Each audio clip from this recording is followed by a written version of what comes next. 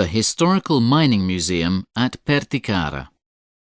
Inaugurated in January 1970, thanks to the dedicated efforts of the Associazione Pro Loco that took up the requests of miners to preserve the memory of the mine, the Historical Mining Museum was created with the aim of recording and illustrating the sulphur extraction activities in the Perticara mine. Since 1980, momentum had been building up for a project comprising one of the first examples of industrial archaeology undertaken in Italy, and aiming to showcase the numerous examples of material culture still remaining in the area. The project aimed to shed light on a story common among the European people, but that by now has disappeared from collective memory. Restoration work was therefore begun on the buildings of the former Certino sulphur work site, built by the company Montecatini, starting in 1917.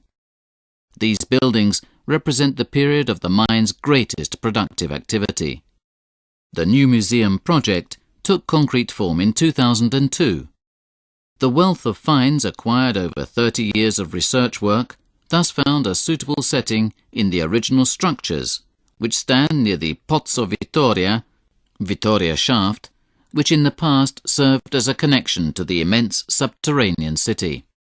These rooms, skillfully designed and built to unfold their spaces in an evocative manner, have a powerful ability to speak to the viewer and prove to be a particularly effective setting for teaching and learning. The sequence of rooms is set up into an itinerary that is structured by themes. It reproduces all the phases of mine activity, from extraction to smelting, and culminates in The Mine, a faithful reconstruction of a subterranean itinerary inaugurated in October 2005. A visit to the mine is an opportunity to take part in one of the most extraordinary experiences of humankind, in which thousands of men were driven to shut themselves up in the depths of the earth in search of sulphur, and thereby actively participate in Italy's economic and social evolution. The sulphur itinerary and the workroom illustrate the daily labour of miners both through the tools and equipment commonly used in the mine, including a complete series of lamps, and through a rich assortment of documents, drawings, photographs and period films.